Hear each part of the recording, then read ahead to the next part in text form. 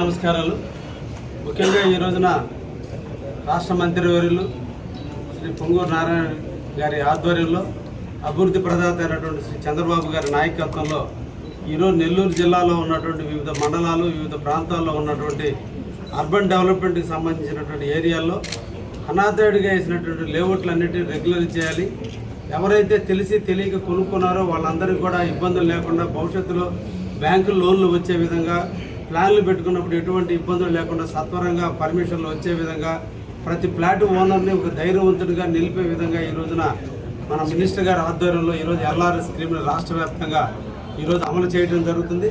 ముఖ్యంగా నెల్లూరు జిల్లాలో అనాథాయిడ్లకు అవకాశాలు లేకుండా ప్రజలందరూ కూడా సుభిక్షంగా ఉండే విధంగా మన జిల్లా మంత్రి కాబట్టి ఈరోజు మనందరూ కూడా ఒక అదృష్టం. ఆయన ఈరోజు మమ్మల్ని అందరితో కూడా కూర్చోబెట్టి సమస్యలన్నింటినీ పరిష్కరించే దిశగా మాకు ఒక మార్గదర్శకాన్ని కూడా ఇచ్చారు. ఈ సందర్భంగా మా కావలి నియోజకవర్గంలో కూడా దాదాపు 825 ఎకరాలు ఈరోజు అనాథాయిడ్ లేఅవుట్లు వేస్తున్నారు. వీటన్నిటిని రెగ్యులరైజ్గా చేయగలిగితే కొనుక్కున్నటువంటి ప్రతి పేదవాడు కూడా ధనవంతుడు కాగలుగుతాడు. ప్రతి పేదవాడు ధైర్యవంతంగా అమ్ముకోవడానికి అవకాశం ఉంటుంది. కాబట్టి ఈ అవకాశాన్ని నెల్లూరు జిల్లా ప్రజలందరూ కూడా దీన్ని సద్వినియోగం చేసుకోండి.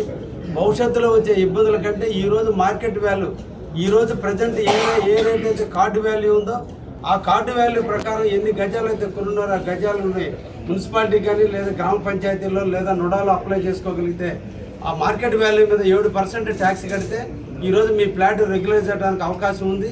అదే మీరు ఇల్లు కట్టుకునేటప్పుడు కట్టాలంటే 14% కట్టాల్సిన పరిస్థితి వస్తుంది.